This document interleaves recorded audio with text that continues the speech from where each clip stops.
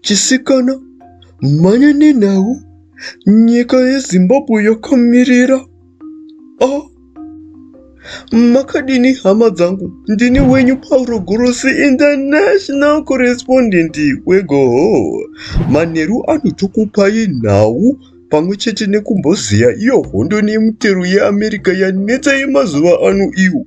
Tichitarisa kuti iri kubata sei mitengo reGoho repasi pano senge pakati pemabhuru ekurima akutungana zvine ukasha ayo anoita manyekodza nyemba eAmerica neChina. Nhoro indo iyi yakatanga mumwe mutongi weAmerica vaDonald Trump pavakazoita fungira mumwoyo rwendo rwembwa. Trump akangomuka kuri kuboshwe remubhedha wake akapfeka chiso chebasa ndokunama nyika dzose nemitero yakakwirira. Izvi zvakaitirwa nokuti aifunga kuti nyika dziri kubira America. The fact is that you don't have free trade. We think of it as free trade, but you right now don't have free trade. And I think a lot of people are tired of watching other countries ripping off the United States. If you look at China, where we lose $100 billion a year with China. They laugh at us. Behind our backs, they laugh at us because of our own stupidity. Kune vaya vasingazive kuti matarifi zvinomborevei, mirai va-international correspondent veGoho vakuvhiyirei nepakati muvhuriswe meso.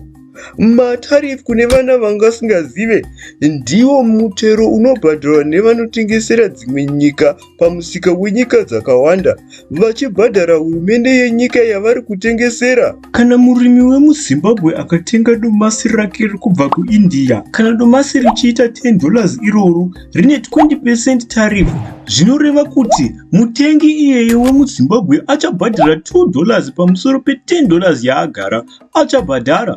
Zvakangoda kufanana nekubhadhara chegumi kukereke. Saka Trump aifunga kuti aiva apedzera nyika dzose dzepasi pano, akafunga kuti achanyengererwa nokunamatwa sasinyoro vakuramba kudya vabva kubhawa. Hongu, nyika zhinji dzakadedera dzakapeta muswe, asi China yakarakidza kuti yaiva yakagadzirira kumudyira bhonzo mutongi uyu. The other big headline of the day is that we are hearing from Chinese President Xi Jinping, really the first time since this whole trade war escalated to such a high level. The big headline is that he is saying China is not afraid. MaChina vakareva ndokuti, iwe Trump, isi hatisi Melania isu tinokunyarira iwo chingopengereka nemba yose. Kuno tinokugadzirira saizi yakanaka yezira rako. Wada kutamba kunonyudza manje.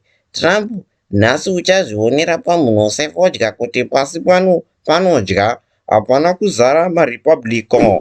Asi munhu wese anongogwadama pose paunotanga kungohukura sekabhoki kasina mazino. China yakadzorerawo chimbambaira chavo chavakawedzera matarifu avo eUSA. Donald Trump, munongoziva kuti ndiva handidzwaruka ava, ndokuti munopenga madenha mago pano. Nhasi hakudyiwi rinopisa mukasadzikisa matarifu enyu amaisa iwayo. Iye Donald Trump akati ndopamidza dzimwe 50% dzematarifu mukasadzikisa enyu zuva risati rapera.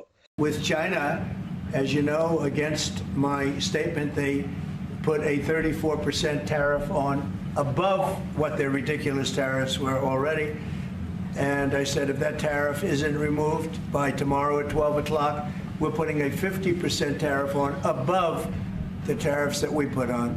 Asi iyo China ndokugarira zvayo maoko hayo vakadya kula box, vachiziva kuti Trump achatuma ng'anga ichabata amai uroi. Pakaitika izvi, yakazovatsika nditsikewo mumakakatanwa imomo, kusvikira America yadira China ne145% yematarifu, uye America ikadzorirwawo chimutsenga nzungu che125% yematarifu iwe. Vana baba nezvidhakwa zvekubhawa vakatamba juga kuti ndiani achakunda muhondo yemitero iyi yaiva yatsuka seropa. Asi ini hangu sa-international correspondent weGoho ndaive ndagara ndaona nyaya iyi segondo raona ndiyo.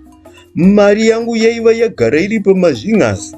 Mirai ndikutsanangurirei zvandinofunga kuti mitero yembwa iyi yaiva vaTrump vakamedza vachada kutsenga vakaita zvemugotsi matsuro. Havana kunyatsonzwisisa kuipa kwemoto waiva vakuchidzira mubani makazara huswa hwakaomarara.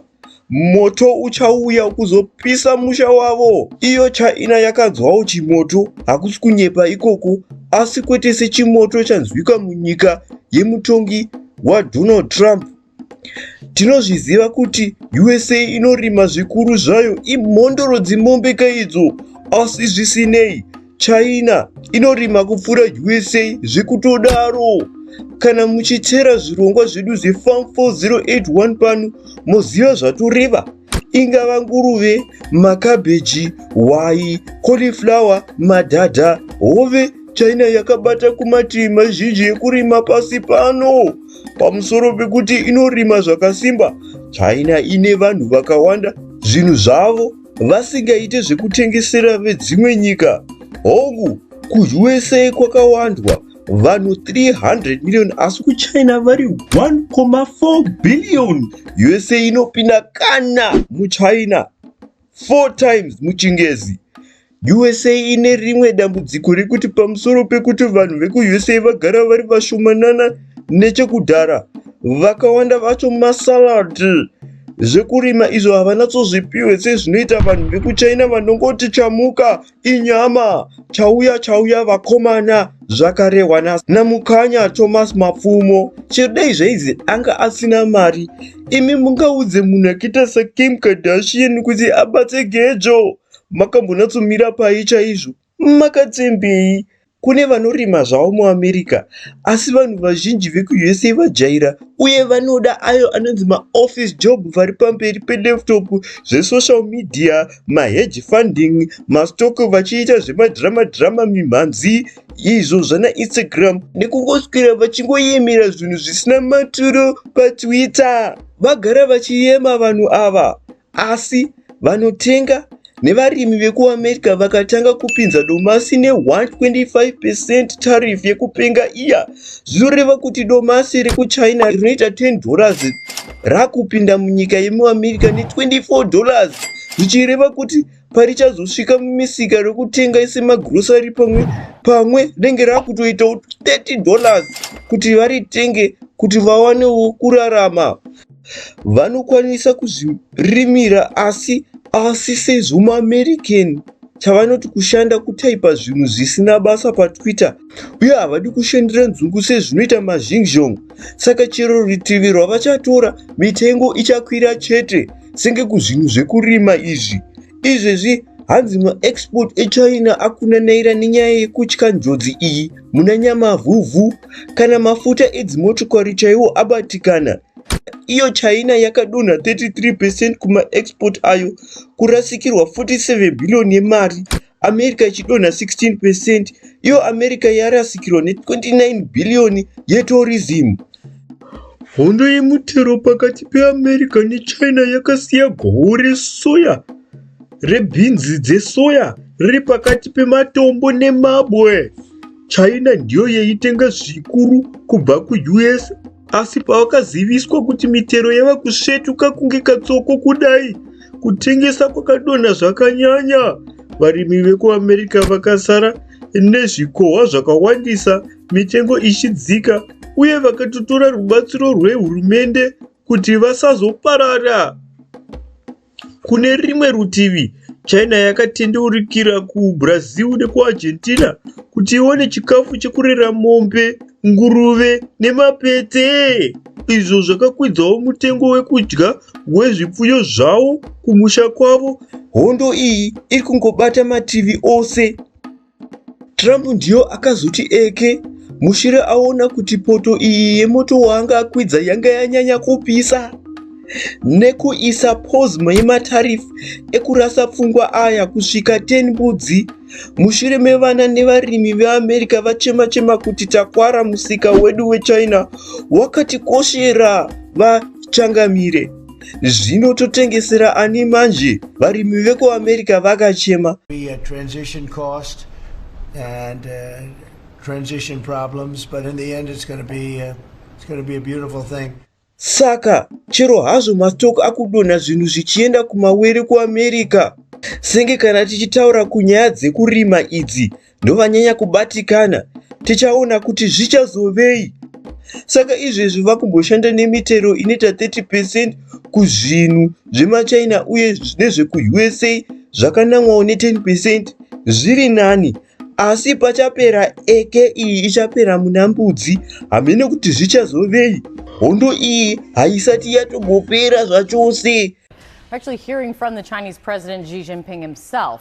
Xi saying that his nation is, quote unquote, not afraid, and also warning, quote, there are no winners in a trade war, and going against the world will only lead to self-isolation. Ndinenge ndiripo international correspondent weGoho wenyu vaPauro Gorosi ndichikupakurira zvizere panyaya inoshamisa iyi.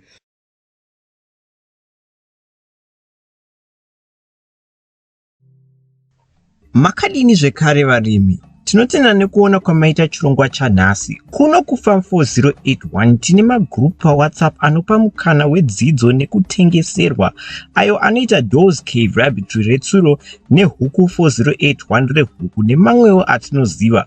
Magroups aya anokupai iyo yatinoti network nemarketing opportunity. Uyu uri mukana unokubatanidzai nevarimiwo vane ruzivo kana kuti vanotengesa.